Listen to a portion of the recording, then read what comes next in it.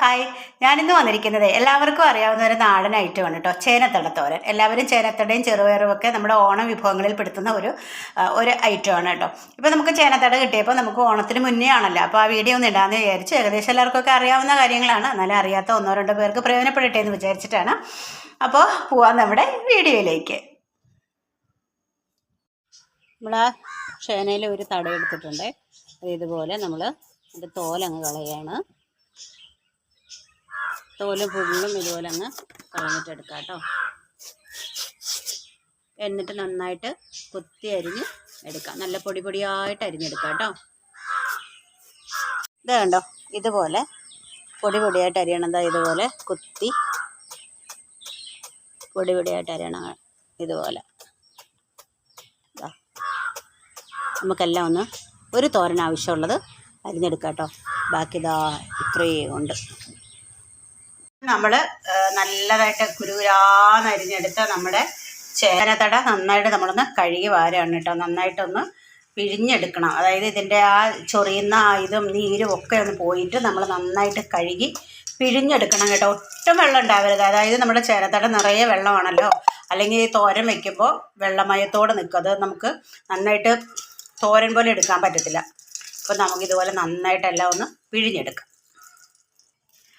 ഇതുപോലെ എല്ലാം നമ്മൾ വെള്ളമെല്ലാം കളഞ്ഞ് നന്നായിട്ട് പിഴിഞ്ഞെടുത്തിട്ടുണ്ട് കേട്ടോ.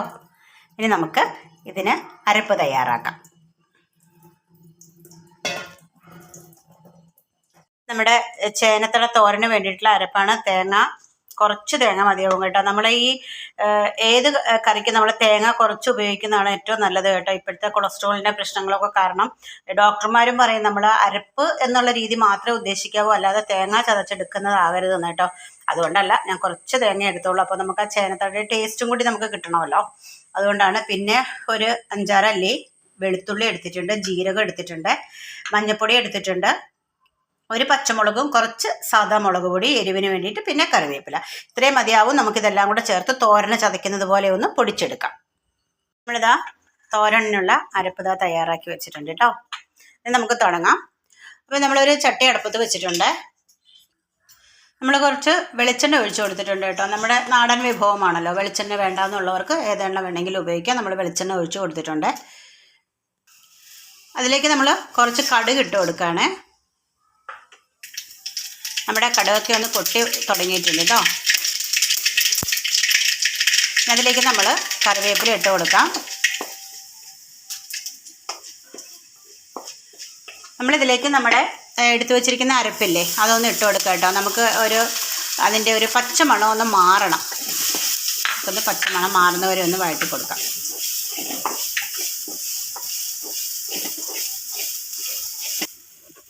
ഇപ്പോൾ പച്ചമണം ഒന്ന് മാറി വന്നിട്ടുണ്ട്. നമ്മുടെ ചേനയുടെ തട അതിനകത്തേക്ക് ഇട്ട് കൊടുക്കുക കേട്ടോ. എന്നിട്ട് നമുക്കതൊന്ന് നന്നായിട്ടൊന്ന് ഇളക്കി കൊടുക്കാം കേട്ടോ.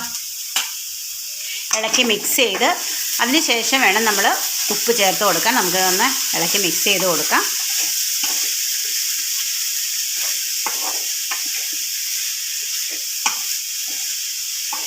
നമ്മുടെ ശരീരത്തിൽ ചെന്നാൽ ഏറെ ഗുണമുള്ള ഒരു പച്ചക്കറിയാണ് കേട്ടോ ചേനയും ചേനത്തടയും ഒക്കെ. ചേന എന്ന് പറഞ്ഞാൽ പ്രസവിച്ച് കിടക്കുന്നവർക്ക് വരെ കൊടുക്കാൻ പറ്റുന്ന ഒരു കിഴങ്ങ് വർഗ്ഗത്തിൽപ്പെട്ടതാണ് നമ്മുടെ ചേന. അത്ര നല്ലതാണ്, നമ്മുടെ ശരീരത്തിൽ ഒരുപാട് ഗുണങ്ങൾ ചെയ്യുന്ന, എന്നാൽ ഒരു ദോഷവും ചെയ്യാത്ത ഒരു പച്ചക്കറിയാണ് ചേന. അപ്പോൾ അതിൻ്റെ ചേനത്തടയും അതുപോലെ തന്നെ ഗുണമുള്ളതാണ്.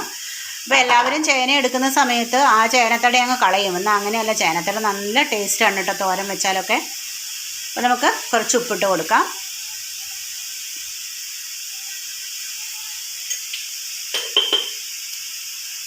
നമ്മുടെ ഓണം വിഭവങ്ങളിലെ പ്രധാനപ്പെട്ട ഒരു സംഭവമാണ് കേട്ടോ ചെറുപയറും ചേനത്തടയും എന്നൊക്കെയാണ് പറയുക. നമ്മൾ പയറിട്ടിട്ടില്ല, ഇപ്പോൾ ചേനത്തട മാത്രമാണ്. പയറിടുന്നവരാണെങ്കിൽ പയറൊന്ന് ഒരുവിധം വേവിച്ചങ്ങ് അളിഞ്ഞു പോവാത്ത രീതിയിൽ ഒരുവിധം ഒന്ന് വേവിച്ചെടുത്തതിന് ശേഷം ഇതുപോലെ ഇതെല്ലാം ഇട്ട് ഒന്ന് അരപ്പൊക്കെ ഇട്ട് പച്ചപ്പണം മാറി ചേനയിട്ട് ഇതുപോലെ ഇളക്കിയതിന് ശേഷം ആ ചേനയുടെ സെൻട്രൽ ഭാഗം നീക്കി അതിനകത്തോട്ട് പയർ വെച്ചിട്ട് ഇങ്ങനെ ഒതുക്കി മൂടി വെച്ച് നമ്മളിങ്ങനെ വേവിച്ചെടുത്താൽ മതിയാവും. പക്ഷെ പയർ നേരത്തെ ഒന്ന് വേവിക്കണം, എന്നിട്ട് വേണം വയ്ക്കാൻ. അപ്പോൾ നമുക്കത് ചേനത്തടയും ചെറുപയറും കൂടി നമുക്ക് തോരൻ വയ്ക്കാൻ പറ്റും. ചെറുപയർ തന്നെ വേണം എന്നില്ല കേട്ടോ, പയർ ഏതായാലും കുഴപ്പമില്ല. അപ്പം നമുക്കൊന്ന് അടച്ചു വയ്ക്കാം.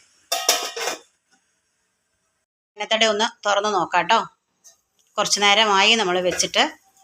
അപ്പോൾ ഒന്നും കൂടി ഇളക്കാൻ കണ്ടാൽ നമ്മളത് പിഴിഞ്ഞെടുത്തത് കൊണ്ടാണ് കേട്ടോ, ഒട്ടും വെള്ളമില്ല. എന്നാൽ അത് വേകാനുള്ള ഈർപ്പം അതിനകത്തുണ്ട് താനും. ഇപ്പോൾ ഇതാ ഒരുവിധമൊക്കെ അങ്ങനെ പെട്ടെന്ന് വേവുന്നതല്ല കേട്ടോ ചേനത്തട, ഒരുവിധം ഒന്ന് ഒതുങ്ങി വന്നിട്ടുണ്ട്. ഒന്നും കൂടി നമുക്കൊന്ന് ഒതുക്കി വയ്ക്കാം കേട്ടോ. ഒരു പ്രാവശ്യം കൂടിയൊക്കെ ഒന്ന് ഇളക്കിയിട്ട് നമുക്ക് വെന്തോന്ന് നോക്കിയതിന് ശേഷം നമുക്ക് ഓഫ് ചെയ്യാവുന്നതാണ്. അപ്പോൾ കുറച്ച് നേരം കൂടെ നമുക്കൊന്ന് അടച്ചു വയ്ക്കാം. അപ്പോൾ നമ്മുടെ ചേനത്തട തുറന്ന് നോക്കാം. ഇതേ കണ്ടോ, നമ്മൾ എന്തോരം ചേനത്തട വെച്ചിരുന്നത്, അപ്പോൾ അതിൻ്റെ ഈർപ്പെല്ലാം പോയി നന്നായിട്ട് വെന്ത് വന്നിട്ടുണ്ട് കേട്ടോ.